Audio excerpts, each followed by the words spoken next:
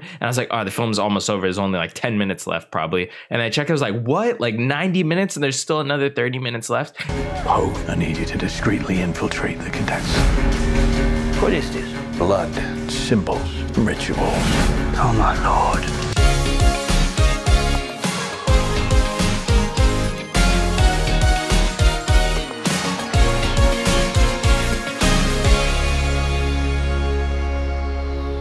What's up, YouTube? Drive-By Movies here. You're watching Fresh Releases. My name is James.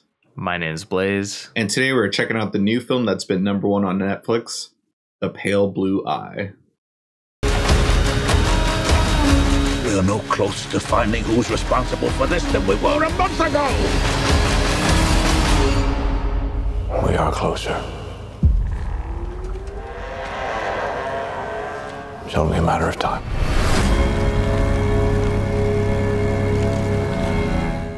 The Pale Blue Eye is Scott Cooper's brand new Netflix feature film, and it tells the story of a world-weary detective that is hired to investigate the murder of a West Point cadet.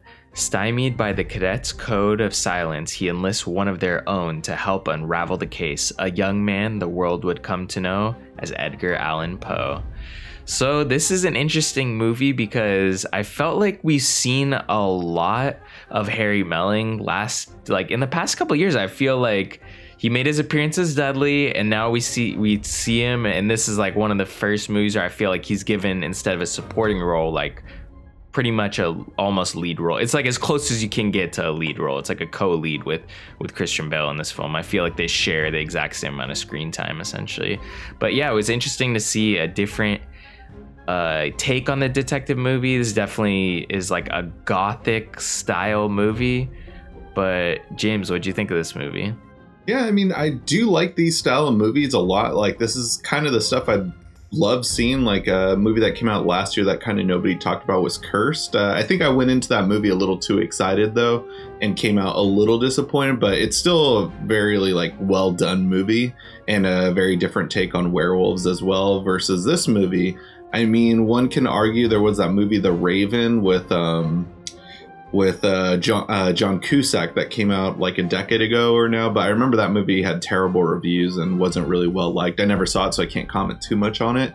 But this movie, Edgar Allan Poe's like someone who I remember being obsessed with as a kid, mainly from my experience of the show Arthur, just because Arthur and all his friends, the PBS Aardvark show, yes, they were all obsessed with Edgar Allan Poe, and so I tried to, but I just couldn't understand any of his literary works. Me at like 10 years old was just trying to put the Telltale Heart into perspective. I'm like, what is happening? What? And this is definitely heavily inspired by that poem, you could say. And I really enjoyed this movie. There's a lot of problems with it. It's probably not a movie I'll ever rewatch, but I did like it though. What are your initial thoughts coming out of it? Yeah, I was actually surprised that this is a film that I fairly enjoyed. I wouldn't say it's like, great, but I felt like I was surprised because I was honestly expecting going in to just get another Scott Cooper movie that just falls entirely flat. I felt like for some people this probably fell flat, but for me I felt like this really held my attention the whole course of the film. I will say, like, first off, every time we go into a movie each week and it's over 2 hours long, I'm just like, oh my god. And this was one of those. This is like 2:15 or something, and after watching the movie, is like the climax of the film happens at 90 minutes. Yes. And the film goes on for another 30 minutes. And I was annoyed like, by that. I was very annoyed by that because I like went up to go get something or go to the bathroom, and I was like, oh, the film's almost over. There's only like 10 minutes left probably. And I checked, I was like, what? Like 90 minutes and there's still another 30 minutes left?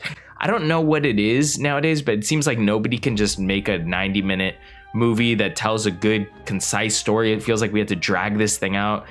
That's like pretty much my only real gripe about this film. I will say at least the last 30 minutes was like, you couldn't have cut that out. You actually really knew that was pretty much the meat of the film, even though what you think is the climax is at the 90-minute point.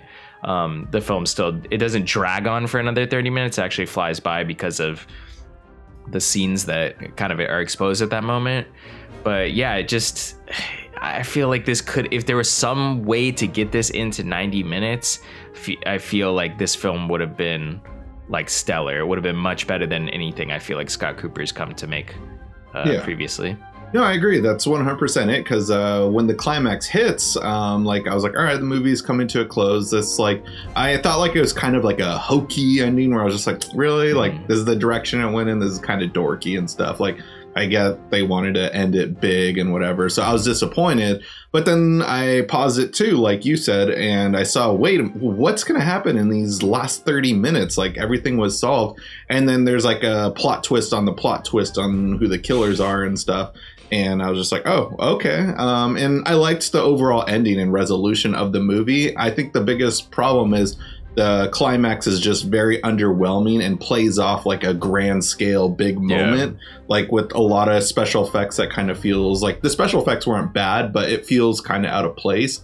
And I don't think they needed to give it such a crazy big finale ending right there. Like that, I think they should have just trimmed down or made less of it a big deal and stuff. Like I get why it's there, but I feel like they could have approached a different situation. But that's something that would have had to have been done in the writer's room early on in production and stuff. And so overall, like, you know, I like the writing, like the dialogue and the pace of the movie. I was never bored. Like, I just thought the movie was over at 90 minutes. It felt like it could have been 2 hours, but I was just like, no, I'm enjoying this. I'm enjoying this. Then it hits and I was like, oh, there's still some movie left to go.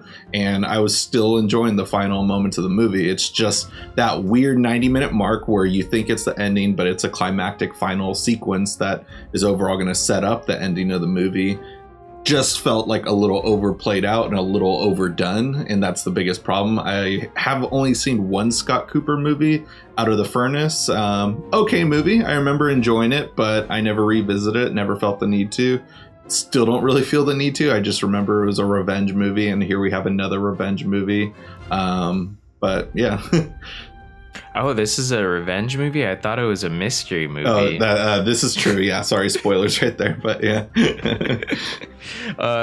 Yeah, so speaking about that, actually, mystery movies, I felt like this does suffer from just that typical mystery movie trait where when they make that final big reveal, there was no moments for you to even really guess it. Like, it's outside the film, essentially. Yeah.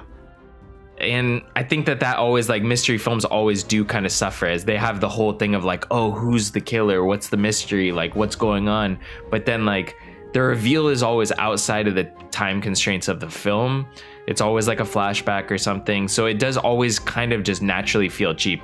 Granted, this isn't like trying to be like a Knives Out style movie where you're like guessing or like a Scooby-Doo episode where you're like guessing the killer, but it still has that just essential like feeling of cheapness that I feel like a lot of mystery movies just naturally get because most of the actual mystery takes place outside of the scenes of the film. Yeah, like I'm glad it wasn't like a huge scene of exposition. Like overall there was still some one cliche that I'm freaking sick and tired of though, and I did not start the movie on a good note, was when it started with the academy that hires Christian Bale and says your reputation precedes you, like blah blah blah, you have this, you're capable of this, you've done this, blah blah blah blah blah, now we'd like to hire you. I'm like, why did you just read off his resume to him? He knows what he's done. Like, I know you're just saying that for us audience members, but it's just like, I'm sick of that cliche. It's used in Marvel movies all the time. It's fine to have them in Marvel movies despite me hating them, but just like it felt really out of place, and there could have been a lot of other ways to bring this up and stuff. It could have been like a more natural conversation with him meeting Edgar Allan Poe, and Edgar Allan Poe like, oh, you're the guy who did this and that. That would have felt more natural, but just the academy guy like hiring him and reading off his entire resume and be like, okay, you're hired. Like, I was just like, this is so stupid. Like, it does. He's not like he's The reason they include that scene in a lot of films is because most people in life like go through interviews so they know what an interview is like, so it's like, oh, I've been there in that it's to make it more relatable, I feel like, or something. It's like, oh, it's like recognizable. I've been there. It's the Leonardo DiCaprio meme, like, you know, where he's like Yeah, but yeah, it's a little tedious things like that where it's typical tropes, and that's funny that you do bring that up now. It's like not something I really think of, but it's like there was definitely better ways and more exciting ways to bring about like why he has gotten this case, why he's a respectable, detective. It was just the fact that it started 2 minutes and I'm like, oh God, I still got 2 hours and 10 minutes left of this movie and we're starting this way. But no, like I actually applaud it. It was never dull. I'd say just a little bit of a hokey ending, I guess you could say. But yeah, overall, like I'm very surprised by how enjoyable it was. Great cinematography, great costumes. I felt freezing watching this movie. Granted, it's raining like crazy in LA. That might have been the reason, but no, it just did a great job at just putting us in this eerie atmosphere and stuff. And it, just captures the moment very well. Didn't feel like it was trying too hard to be a old style story within a modern film and stuff. Like it just felt very natural and didn't feel out of place whatsoever. And if this is what we're gonna do with Edgar Allan Poe stories, like I'm all for it. Like Harry Melling, haven't seen him I've only seen him in the Harry Potter movies and that terrible movie I hated on Netflix. I think it was called The Old Guard. He was the villain in that movie, but he's actually a fine actor. Like like I wasn't sure if I was gonna like him as Edgar Allan Poe. Like I was a little like, am I gonna like this guy? But no, he's a great actor. I really enjoyed him. Christian Bale's always fine in everything he does, but it doesn't really have much to do in the movie. He's kind of just whispering the whole movie. And you're right, Harry Melling, I'd say, is probably the more main character within this movie. But, it's a Netflix movie. You got to push Christian Bale to the top. Yeah. He does have a face only a mother could love, though. Yeah. Well, Rafina from Sing Street seemed to really like him, I guess. But yeah, I haven't seen her in anything. I know she's in a lot of stuff, but it was nice to see her, though, just because I really enjoy Sing Street. I've watch that movie once a year since it comes out and stuff. And I know I've seen her in a couple other projects. I know she mainly has done some indie horror films that are still on my list, but I haven't checked them out. But no, she was very nice to see in this movie, even though it was a small role. Yeah, I guess she's too busy just driving it like she stole it. Sing Street reference. Yeah.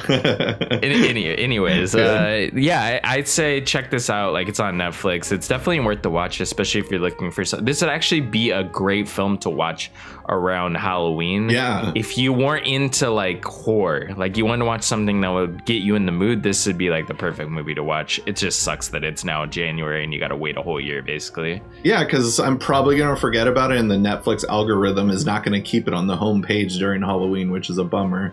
But yeah, while watching, I was like, oh, this is very moody to where I would want to watch this during Halloween. And yeah, it's a bummer. I assume Netflix thought like maybe they can get some Academy Award nominations out of this movie. I don't see it going that far, honestly. Like maybe best costumes. I'd be stoked if it got best cinematography like nomination. I don't know if it's worthy of it compared to some of the other movies out there from this past year, but yeah, like interesting choice by Netflix, but I think it would have benefited them better by releasing it during Halloween.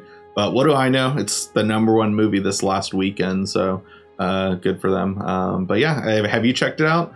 If so, come back here, leave a comment, let us know what you thought about the movie, because that's a great way to help support the show. And if you guys haven't already, go ahead and smash that like button, hit the subscribe button, and click that notification bell to get all of our latest updates. And if you can't get enough of us here on YouTube, check all our social media links down below for Instagram, Twitter, TikTok, and our own personal Letterboxd accounts. That'll conclude this week's episode. Tune in next week for a brand new video.